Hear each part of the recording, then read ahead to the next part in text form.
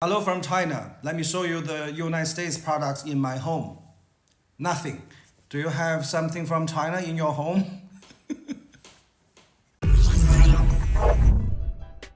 Hey guys, welcome back to another video.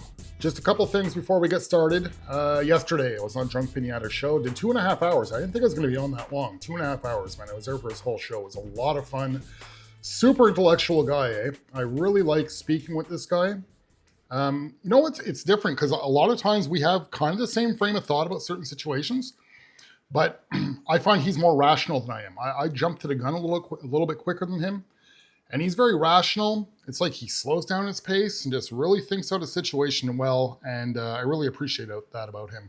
So again, it was a lot of fun. I don't know if any of you guys caught it yesterday.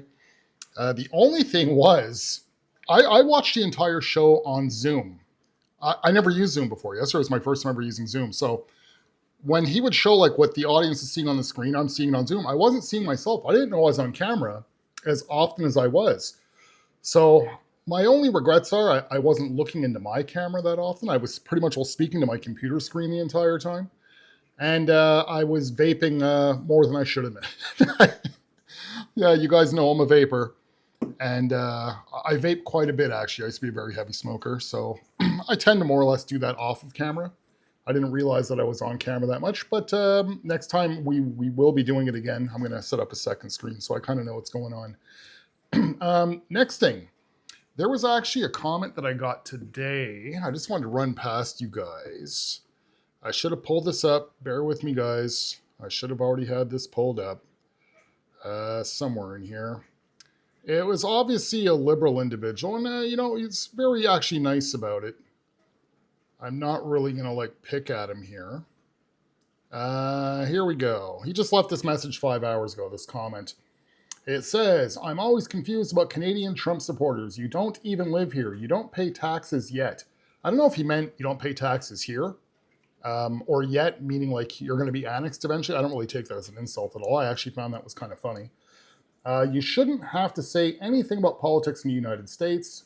You can't even vote in our elections. And even if you're a dual citizen, if you don't live in the United States, then you're kind of a traitor. Well, calling me kind of a traitor at the end of that. But still, either way, his comment was respectful, so I'm not going to snap back in some harsh way. It almost looked like he was genuinely curious as to why I do what I do. I answered him in the comments, but to give a little bit further explanation about it, is when it comes to liberals and conservatives, right, left, truth versus delusion, there's no borders. We're all on the same team here. Just how you liberals actually have people that are protesting for you in other countries because you're going through Donald Trump's tyranny out there in the United States. You know how he's such a fascist? It's the same thing. We have Canadian Trumpers out here that knew how important it was to get Donald Trump back. And to address the traitor thing, the way I look at it, my government is traitorous. They've committed treason to the Canadian people.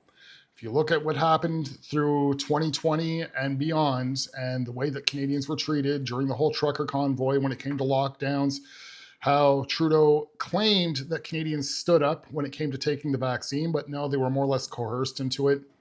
At one point, he even stated that he would step all over our Charter of Rights, which is like the Canadian version of the Constitution. He didn't care. He was willing to step all over it. He said that as a world leader, he said that.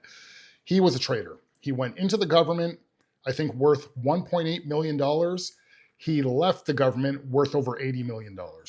Where did that money come from while Canadians are struggling? But yet he lined his pockets. So I don't look at this whole 51st state thing as treason in any way whatsoever. Not at all. And again, as I mentioned to you guys the other day, our elections are tomorrow. Canada's about to change tomorrow. And there's only two directions it can go in. Either Pierre Poilievre wins, Canada will remain a sovereign country and begin to heal, or Mark Carney wins and Canada will look like the United Kingdom within a year. And the only thing that we have on our side compared to the United Kingdom is I 100% believe that Trump will destroy us in a trade war and annex Canada. So in my point of view, there's light at the end of both tunnels. I'm not really complaining, but I definitely want Poilievre to win. Okay, I rambled on long enough. We're going to try and make this video quick, guys. I'm already off to a bit of a late start. I'm honestly a little bit tired, and I know I do ramble quite a bit, so let's get into it. Okay, so you're telling me that the escaped lunatic from an asylum currently serving as our village idiot put blanket tariffs on every single country in the entire world, including deserted islands populated only by penguins, but somehow forgot to put Russia on the list. Explain to me how this guy is not a compromised Russian asset. Explain it to me like I have the exact same mental deficiencies that you have that made you vote for him. Hey, to all of the people who are against Carmelo Anthony, me as a black man in America, white people, I'm telling you and I'm telling you now, you ever even think to approach me, bully me, harass me, think you're going to be with your twin brother or twin whatever, and do anything to me, I too will poke you as well. Straight to the heart. And that's on self-defense. This is not the Jim Crow era. This ain't 400 years ago. This ain't 1619. This ain't back in them days. Y'all don't want to end up like Austin. Leave black people alone. Y'all didn't play fair for 400 years. We ain't playing fair with y'all either. I just need to know what kind of medication those reporters are taking before they go into the room with Caroline Levitt. Because whatever they have, I want 3 prescriptions. What are they taking? Quaaludes? Horse tranquilizers? A handful of lorazepams just straight down the gullet before they walk through the door? The patience they have is saintly. It's the kind of patience that they teach in the Bible. I wouldn't last a second in that room. I'm so tired of not being safe. I'm so tired of being abused by people. I'm so tired. Grocery prices have nearly doubled. The stock market has tanked. We're on the brink of a global trade war. Our mothers aren't making us Easter baskets anymore. And to top it all off, we're all falling in love with the same 5 3D fictional men on an app. We are so fucked. They deported a 2-year-old American girl with cancer.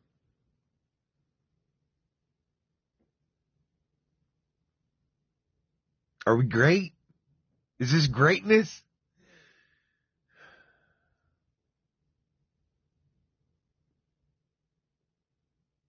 Execute the entire administration. They are traitors. They are committing treason. The Constitution is very clear. Article 3, Section 3. Cut the motherfuckers' heads off. All right, liberals, I'm sure most of you actually back this guy up. And let me just ask you guys something. Should we have, claimed that we want to cut off Biden's head for him committing treason? And you're probably all wondering, well, he didn't commit treason. Biden was a fantastic president. No, he left your borders wide open and he let your country get invaded and he actually orchestrated that invasion. So that's complete treason. Nobody called for his head. We wanted him out of office. Even, me as a Canadian, we wanted him gone. It wasn't nice to have him on the other side of the border while we have Trudeau over here. We needed Trump back. This 2-year-old girl that he's talking about, this was not a 2-year-old girl that was deported with cancer. She was an American citizen who does not have cancer. Her mother was an illegal alien who was set to be deported, and the mother requested, I want to take my daughter with me. But of course, the liberals flip that with all the drama and make it look like Trump is just heartless and he deported a 2-year-old cancer patient by herself. You guys are sick. You guys are absolutely sick. But then, of course, since you guys think that you live under tyranny, again, there's more proof that you don't, because there's an American citizen calling for the death of not just Donald Trump, but his entire administration. Make that make sense, liberals. So this morning, someone that goes by Mad Hatter on TikTok made a really important and scary video about how there's no press coverage about the women that are being deported by ICE and where they are going. So we see that there's these mass deportations. They're rounding up these individuals in the United States and sending them to El Salvador, putting them in cages, treating them like animals, handcuffing them, beating them.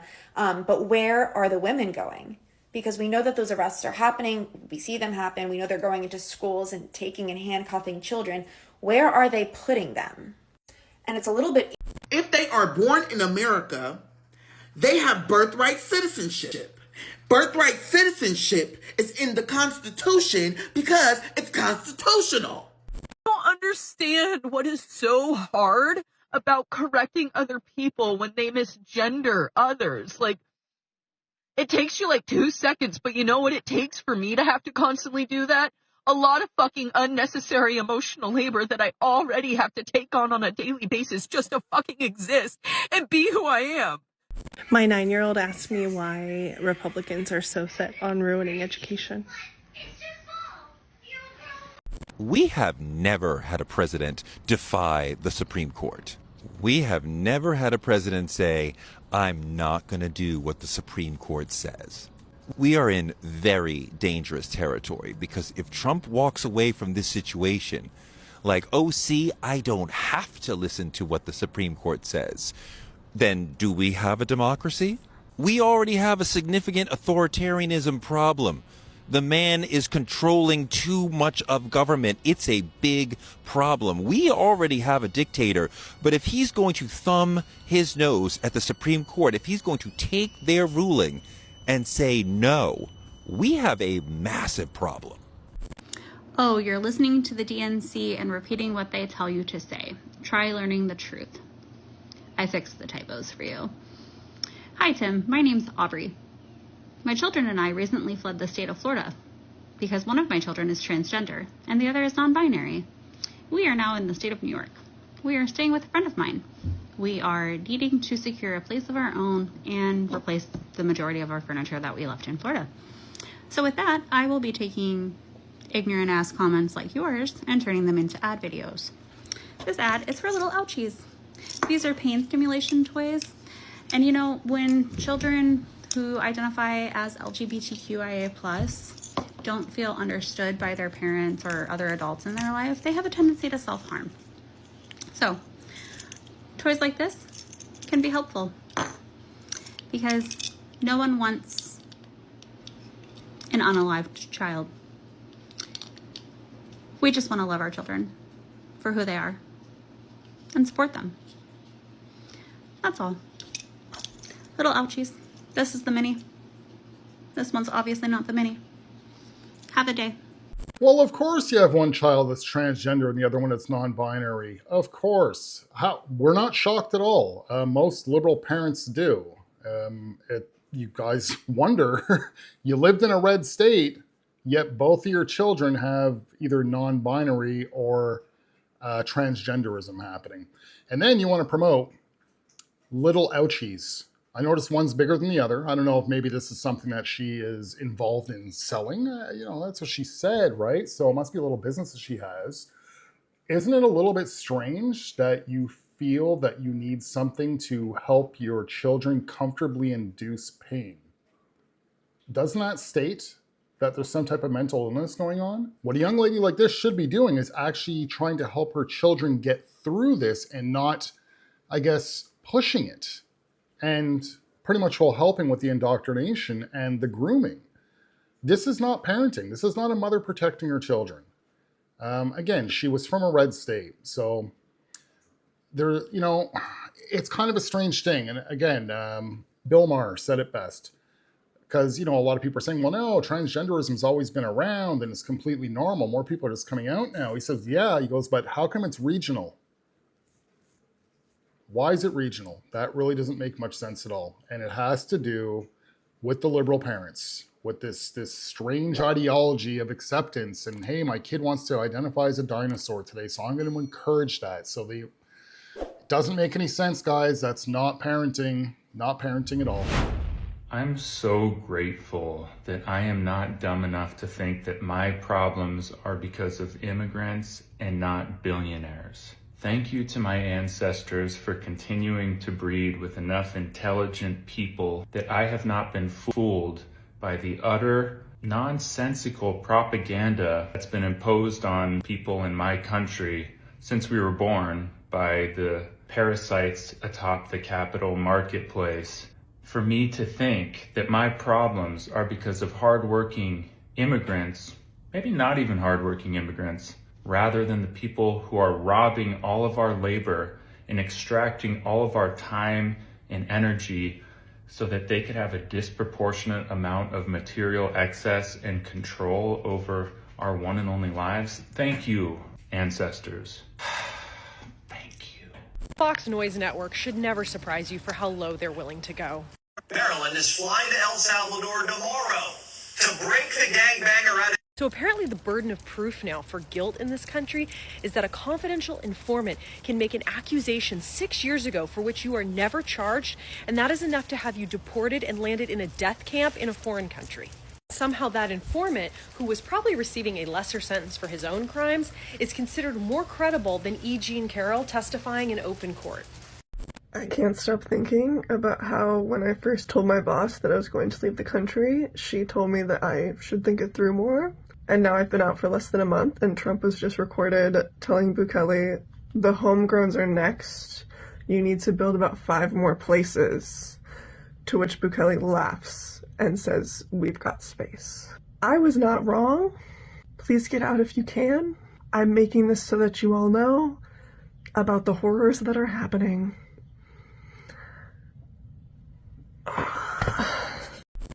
The government's idea is completely bankrupt. As soon as a citizen gets outside of the jurisdiction of America, there's nothing we can do. So if we wrongly take them outside of America, they're still screwed? No, that is not how any of this works. And for the life's babies who keep saying, oh, she doesn't know anything. She doesn't even know about Anthony Johnson or all the black slave owners. Oh, I know all about them. I just don't care about them. The only slave owners that I choose to hold accountable are the pink ones because I can. Black power forever. Hey, public school principal here, just weighing in on the new executive order. It seems that it gives permission to teachers to use physical discipline on students inside their classrooms. Yeah, we're not going to be doing that. No, it feels a little bit like a setup because you've been turning these people against us for some time now, telling them that we teach their children critical race theory and that we push DEI agendas and that we are performing gender reassigning procedures within the school and that we purposely stock our libraries with corrupting books for students to read so that we can somehow indoctrinate them in that way. Yeah. And now you want us to paddle those people's children while we have them at school? No, we're not going to do that. It's almost like the school shooters weren't taking us out fast enough, so you're raising up a new army to come for us. We're going to pass on that one. These are not our children. We won't be paddling them.